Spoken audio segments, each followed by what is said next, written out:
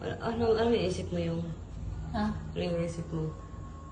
Kung paano daw siya magdadamit ng maganda. French fries. Paksot ka Baka pera. Kasi sinabihan siya, mas bata pa daw yung nanay niya sa kanya. Ayaw kasing makikinig eh. Bakit ba? Kaya tuloy Ikaw ka. mataba ka, pinaka naman bakit ha? Kaya kasi kontrabida. Masarap yung Hindi nga kasi, Harap na pagkain ba dyan?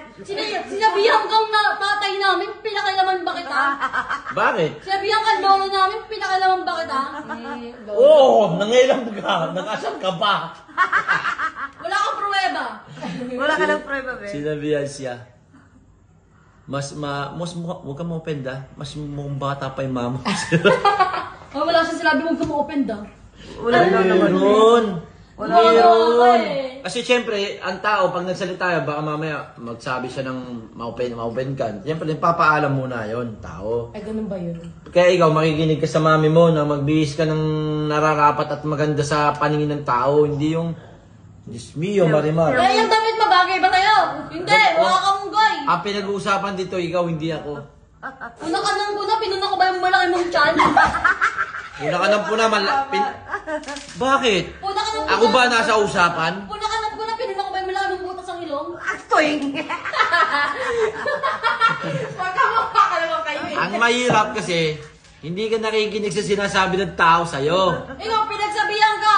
Di Nakinig ka battle to ba? battle. Hindi narinig mo na yung katotohanan. Masakit ba? Hindi, masasasaktan ako para sa'yo. Battle lang mag-out. Bakit? Sinabihan ba ako? Kasi pag sinabihan ako, mas tatamaan ka. Kasi sino na kamukha ko? Di ba ikaw? Hindi namin mo rin kamukha kita. Kamukha kita pero mas maganda pa rin lahi ko sa'yo. Sa akin ka nga nagmula eh. Paano mo nasabi mas maganda lahi mo? May sarili akong lahi. Ikaw unggoy ko si lahi mo. Eh, unggoy ka rin. Magkaibang kanin ng lahi. Uwe, masasabi niya lang kanina. Sinabihan ako, kamukha mo ko. Pero matatamaan ka talaga. Sorry. Sorry. Uwe, I'm so sorry for you. hindi niya lang matanggap. Sabi sa palengke, oh, tatay niyo. Yes! Oh, ba Tatay totoo? ko. Okay lang naman, di ba? Kasi, di ba nga, kamukha nga kita eh. Tinanong nga ako, buliyan na ka ba rin? Grabe ba?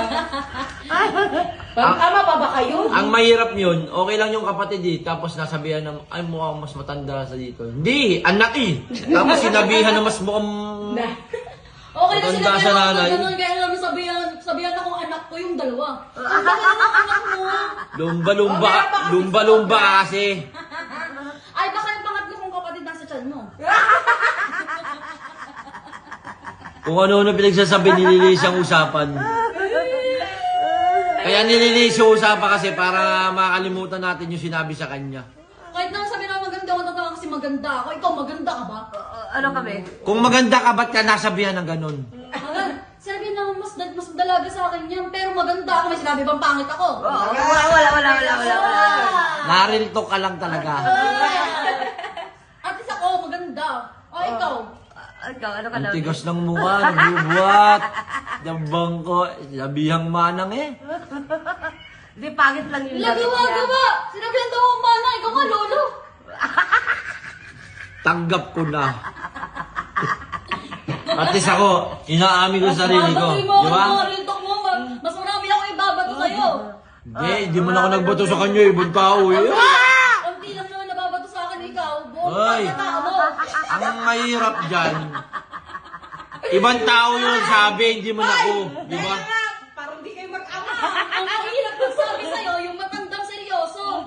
Kaya ako, taga-biro lang yun. Nung mga tao. Eh sa'yo, matandang seryoso. Ang laki ng mga anak mo. Ang pangit mo.